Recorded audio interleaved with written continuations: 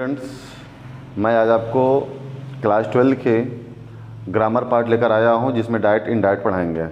तो आज हम खास करके ये यूपी बोर्ड से रिलेटेड पढ़ाऊंगा जो क्लास 10th और 12th दोनों में काम देने वाले हैं।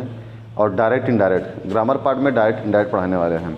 तो सबसे पहले अगर हमें ग्रामर और डायरेक्ट इनडायरेक्ट पढ़ना पड़ता है तो डायरेक्ट इनडायरेक्ट पढ़ने के लिए सबसे हमें 5 सेंटेंसेस को रीड करना पड़ता है। तो चलिए सबसे पहले हम 5 सेंटेंसेस को रीड करते हैं जो 5 सेंटेंसेस के अंतर्गत आपके ये डायरेक्ट इनडायरेक्ट पढ़ने होते हैं।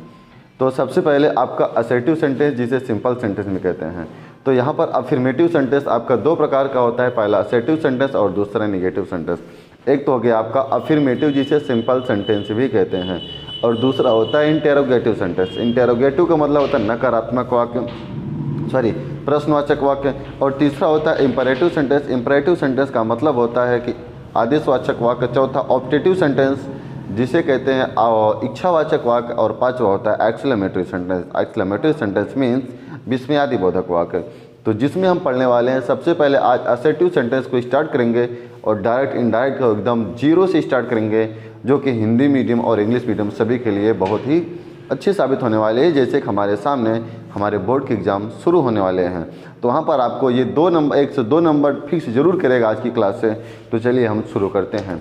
तो सबसे पहले देखेंगे direct and indirect speech. Direct and indirect speech. Indirect speech जिसे हिंदी में प्रत्यक्ष एंड अप्रत्यक्ष कहते हैं। प्रत्यक्ष एंड अप्रत्यक्ष कहते हैं हिंदी में। तो इसमें हम शुरू करेंगे सबसे पहले आपको सिंपल सेंटेंस या अफर्मेटिव सेंटेंस। सिंपल सेंटेंस जिसे साधारण वाक्य कहते हैं या अफर्मेटिव सेंटेंस कहते हैं। सबसे पहले इसमें हम इसको शुरू करेंगे। तो देखिए, अगर हमें डायरेक्ट इनडायरेक्ट पढ़ना पड़ता है तो डायरेक्ट इनडायरेक्ट पढ़ने के लिए मुझे क्लाज का भी स्टडी बहुत ज़रूरी होता है। तो क्लाज को हिंदी में उपवाक्य कहते हैं। तो 2 या 2 से अधिक कई छोटे छोटे उपवाक्यों को मिलाकर जो क्लाज का निर्माण होता है उसी क्लाज के अंतर्गत हम पढ़ते हैं। क्लाज 2 प्रकार के होते हैं, पहला है प्रिंसिपल क्लाज, दूसरा होता है सबऑर्डिनेट क्लाज। और जब हम डायरेक्ट पढ़ते हैं डायरेक्ट स्पीच भी ठीक उसी प्रकार से 2 भागों में बटा होता है, पहला रिपोर्टिंग वर्ब, दूसरा रिपोर्टेड स्पीच।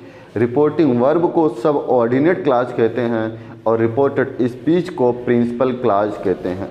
तो आइए हम एक एक एग्जाम्पल से समझने का प्रयास करते हैं। तो ध्यान समझना, जैसे मैंने सबसे पहले एक डायरेक्ट स्पीच का सेंटेंस लिया। सबसे पहले मैं बात करता हूं कि एक डायरेक्ट स्पीच का मैं एक सेंटेंस लेता हूं।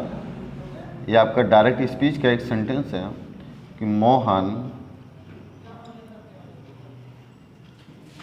सेज टू मी, मोहन ने मुझसे कहा, I am going to market. Going to market आपके सामने ये आपके रिपोर्टेड स्पीच का एक सेंटेंस है। अब इस सेंटेंस को हमें डायरेक्ट स्पीच में है, अब हमें इसे इनडायरेक्ट बनाना है। तो सबसे पहले इसके कुछ रूल को ध्यान देना होगा, फिर उसके बाद हमें ट्रांसलेट को करना होगा। जैसे और पहले इसमें समझना है इस क्लाज को, ये क्लाज आपका सबऑर्डिनेट क्लाज है और स्पीच के रूप में देखेंगे तो ये रिपोर्टिंग वर्ब है। ये आपका रिपोर्टिंग वर्ब है और ये इधर के सेंटेंसेस रिपोर्टेड स्पीच हैं। रिपोर्टेड स्पीच को प्रिंसिपल क्लाज या मुख्य उपवाक्य कहते हैं। रिपोर्टेड स्पीच, इसे रिपोर्टेड स्पीच कहते हैं। अब समझेंगे ये रिपोर्टिंग वर्ब और रिपोर्टेड स्पीच। समझना, डायरेक्ट से इनडायरेक्ट बनाते समय सबसे पहले यदि रिपोर्टिंग वर्ब में सेज टू या से टू या सेज टू या टेलिंग होगा तो इसे इनडायरेक्ट बनाते समय ये चेंज किया जाता है जब रिपोर्टिंग वर्ब में ऑब्जेक्ट रहता है। इस वाक्य में ये सब्जेक्ट, ये वर्ब और ये ऑब्जेक्ट है। समझना, जब यहाँ पर ये रहता है ऑब्जेक्ट तो सेज टू होगा। तो यदि नहीं होगा तो आपको नहीं बदलना है। तो पहले इसमें देखना है। आइए हम यहाँ पर एक साइड में देख लेते हैं। यदि इसमें से टू है, रिपोर्टिंग वर्ब की बात कर रहा हूँ, से टू को टेल में बदलना है, और यदि सेज टू है तो टेल्स में बदलना है, और यदि सेड है, सेड टू है तो टोल्ड में बदलना है, और यदि सेइंग टू है तो सेइंग टू को आपको किस में, टेलिंग में बदलना है, टेलिंग में बदलना है। आई होप यहाँ तक आपको समझ में आ गया होगा। और उसके बाद ये कामा और ये इस इन्वर्टेड कामा को हटाना है, और इस वाक्य को जोड़ने के लिए इसको हटा करके कंजक्शन के रूप में अर्थात कनेक्टिंग वर्ड दैट का प्रयोग करना है। कनेक्टिंग वर्ड दैट का प्रयोग यहाँ पर मैं लिख दे रहा हूँ। कनेक्टिंग वर्ड दैट का प्रयोग करना है। किसका? दैट। इसको जोड़ने के लिए आपको यहाँ पर दैट का प्रयोग करना है। आई होप यहाँ भी आपको समझ में आ रहा होगा। नेक्स्ट अगर हम फिर बात करते हैं कनेक्टिंग वर्ड दैट के साथ में, अगर हम और बात करते हैं कनेक्टिंग वर्ड दैट, ये इतना हो गया। अब बात करते हैं रिपोर्टेड स्पीच में यदि प्रोनाउन होगा वो चेंज होगा। प्रोनाउन फर्स्ट पर्सन या सेकंड पर्सन होगा तो चेंज होगा, थर्ड पर्सन होगा तो नहीं चेंज होगा। आइए हम एक छोटी सी बेसिक सी ट्रिक पहले समझते हैं। ठीक है, छोटी सी बेसिक सी ट्रिक्स पहले समझते हैं, फिर उसके आगे हम कहानी को स्टार्ट करते हैं। समझना, देखिए अब यहाँ पर एक ट्रिक है, सन बेटा 123, सन बटा 123, इसको समझना है। इस सन बटा 123 का मतलब, एक का मतलब होता है फर्स्ट पर्सन सब्जेक्ट के अनुसार, सेकंड पर्सन ऑब्जेक्ट के अनुसार। पहले इसको समझ लेना है, मैं इससे पहले रफ कर रहा हूँ, पहले मैं इतना समझाने का प्रयास करूँगा। जो ऊपर लिखा हुआ है सन, ये किसका हिस्सा है? ये सन हिस्सा है रिपोर्टेड स्पीच का। सर ये है रिपोर्टिंग वर्ब का हिस्सा। किसका है? रिपोर्टिंग वर्ब का हिस्सा है, ये रिपोर्टिंग वर्ब है। और ये किसका है? रिपोर्टेड स्पीच का हिस्सा है। रिपोर्टेड स्पीच, जैसे कभी हमने बताया, इसे रिपोर्टेड स्पीच कहते हैं और इसे रिपोर्टिंग वर्ब कहते हैं। अब समझना, रिपोर्टेड स्पीच में पहले इसका मतलब समझ लीजिए। आई का मतलब फर्स्ट पर्सन बदलेगा सब्जेक्ट के अनुसार, और फर्स्ट पर्सन किस में होना चाहिए? रिपोर्टेड स्पीच में होना चाहिए। और ये बदलेगा किसके अनुसार? सब्जेक्ट किसका होना चाहिए? रिपोर्टिंग वर्ब का, अर्थात ये सब्जेक्ट। ठीक है, अगर सेकंड पर्सन होगा तो बदलना है ऑब्जेक्ट के अनुसार। ऑब्जेक्ट किसका होना चाहिए? रिपोर्टिंग वर्ब, अर्थात ऑब्जेक्ट यहाँ पर है। फिर थर्ड पर्सन होगा तो थर्ड पर्सन को नो चेंज, नहीं चेंज करना है। अब हम समझते हैं फर्स्ट पर्सन, सेकंड पर्सन और थर्ड पर्सन को। देखना, फर्स्ट पर्सन मैं पहले लिखूंगा। फर्स्ट पर्सन किसे कहते हैं? फर्स्ट पर्सन होता है आई। फर्स्ट पर्सन आई के साथ आई का ऑब्जेक्ट मी, और पोसेसिव केस माई और माइन होता है। और यहीं पर वी का ऑब्जेक्टिव केस अस होता है, और आवर और आवर्स होता है। स्पष्ट हो रहा है? यहाँ पर आवर्स होता है। अब इस बात को समझेंगे, अर्थात फर्स्ट पर्सन आपका कौन कौन होता है? आई और वी, अर्थात आई के साथ सभी ग्रुप वाले फर्स्ट पर्सन और वी के साथ सभी ग्रुप वाले फर्स्ट पर्सन, अर्थात फर्स्ट पर्सन दो हैं, आई और वी। एंड सेकंड पर्सन की बात करते हैं तो सेकंड पर्सन आपका होता है ओनली यू। आपका सेकंड पर्सन कौन होता है? ओनली यू होता है। कौन होता है? यू। सेकंड पर्सन यू होता है। यू के साथ में योर और योर्स, ये हो गए। अब बाकी जो बचे शेष हैं, मैं यहाँ पर थर्ड पर्सन की बात यहाँ पे कर रहा हूँ। जो बाकी बचे थर्ड पर्सन है, थर्ड पर्सन ये चेंज ही नहीं होंगे, तो इसे याद ही नहीं रखना है। मैं फिर भी बता दे रहा हूँ, third person pronoun he, she, it, they, ये थर्ड पर्सन है। या किसी व्यक्ति का नाम आता है या कोई नाउन आता है तो नाउन भी आपका थर्ड पर्सन कहलाता है।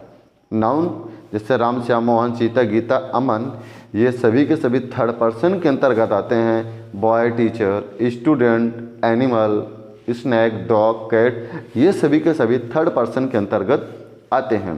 तो आइए हम समझते हैं। अब हम इनडायरेक्ट करने का प्रयास करते हैं कि इनडायरेक्ट बनाते कैसे हैं।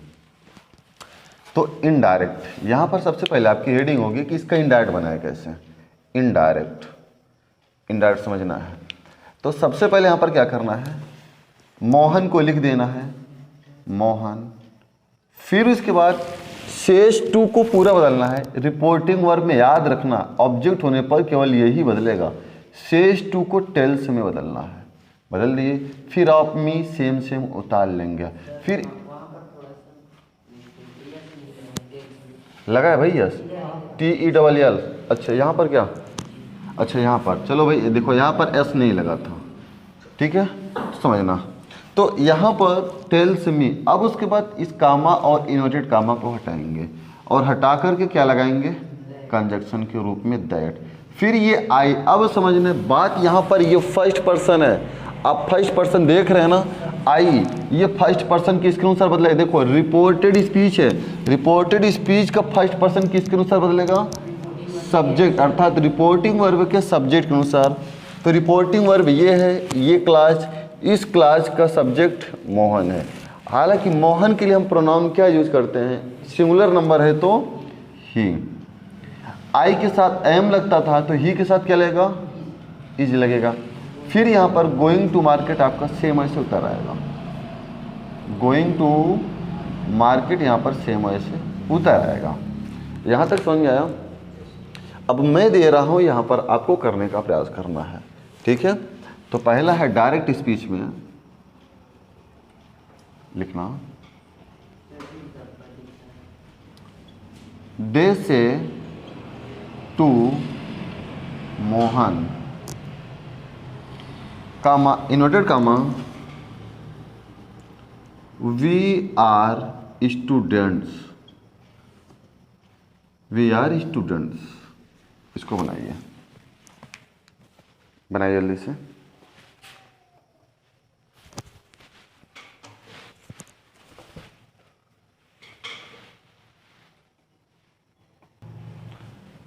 चलिए हम फिर देखते हैं इसका कि यहाँ पर इनडायरेक्ट स्पीच अगर देखेंगे तो सबसे पहले मुझे यहाँ पर दे लिख देना है। रिपोर्टिंग वर्ब इसे कहते हैं, केवल इसमें इतना याद रखना है, इसमें से टू या सेज टू को तब बदलना है जब इसमें ऑब्जेक्ट होगा। तो से टू को किस में बदलेंगे, टेल में। हालांकि यह बहुत लाइट है, मैं इसको लिख रहा हूँ टेल। फिर यहाँ पर लिखेंगे मोहन। अब कामा इन्वर्टेड कामा को हटाएंगे और लगाएंगे यहाँ पर दैट। वी कौन सा पर्सन है, वी देखो वहाँ पर we first person, first person किसके अनुसार बदलेगा, सब्जेक्ट, अर्थात रिपोर्टिंग वर्ब के सब्जेक्ट के अनुसार। किसके अनुसार, रिपोर्टिंग वर्ब, क्योंकि हमने यहाँ पर लिख रखा है कि ये रिपोर्टिंग वर्ब का सब्जेक्ट। देखिएगा अब वी फर्स्ट पर्सन सब्जेक्ट के अनुसार, किसके, रिपोर्टिंग वर्ब के सब्जेक्ट के अनुसार। तो यहाँ पर अगर सब दे है तो यहाँ पर क्या आ जाएगा, दे। वी प्लूरल नंबर था तो आर था, दे भी प्लूरल नंबर है, आर ही होगा, तो दे आर स्टूडेंट्स। ओके। फिर यहाँ पर आप अगला सेंटेंस लीजिए और अगले सेंटेंस का इनडायरेक्ट बनाने का प्रयास करिए। अच्छा एक बात यहीं पर और समझ लीजिए पहले, अगर यहाँ पर शेष टू मी ना होता, अर्थात ये मी ना होता, तब क्या बनता उसको बताता। याद रखना जब यहाँ पर ऑब्जेक्ट नहीं होगा तब आपको क्या काम करना है कि सेज को सेज में, या जो कुछ रहेगा यहाँ पर उसे रहने देना है और यहाँ पर केवल दैट लगा करके आपको ट्रांसलेट मतलब कि इनडायरेक्ट बना लेना है। एक उसमें का भी देखते हैं, जैसे अभय, अभय से, अभय कहता है I am a businessman, businessman. चलिए अब इसे बनाइए, देखते हैं कितने लोग का जवाब आता है सही। देखिएगा अब अगर इसका इनडायरेक्ट बनाने का प्रयास करेंगे तो इसका इनडायरेक्ट क्या होगा। तो इस, अच्छा देखो रेड दिखाई दे रहा, नहीं दिखाई दे रहा होगा। देखो अब है, यहाँ पर क्या है आपको समझना है ध्यान से। अब है यहाँ पर शेष टू नहीं है, अर्थात इसमें ऑब्जेक्ट ही, इस रिपोर्टिंग वर्ब में ऑब्जेक्ट नहीं है। आपको यहाँ पर से को इसको सेम वैसे उतार लेना है और इस कामा और इन्वर्टेड कामा पूरा यहाँ से और यहाँ से सब हटा देना है।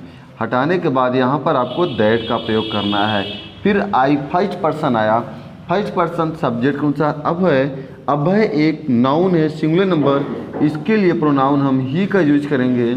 ही इज आर्ट बिजनेसमैन, इसको यहीं पर आप छाप सकते हैं।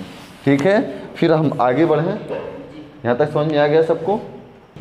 अगले लिखिए Ravi says comma inverted comma the teacher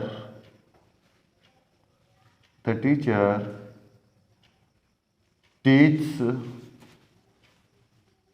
English. The teacher teaches English. अब बनाइए, ये आपका रहा डायरेक्ट स्पीच। अब आप इसका बनाइए इनडायरेक्ट स्पीच। अगला आपका है, अगला डायरेक्ट है Mahendra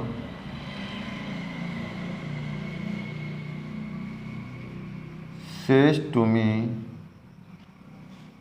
comma inverted comma you are my friend, you are my friend। चलिए इन दोनों का पैसिव वॉइस आप बनाइए, तो जल्दी से बनाइए। साइड जा रहा हूँ भाई, इसको जल्दी से बनाइए अपनी पैसिव वॉइस।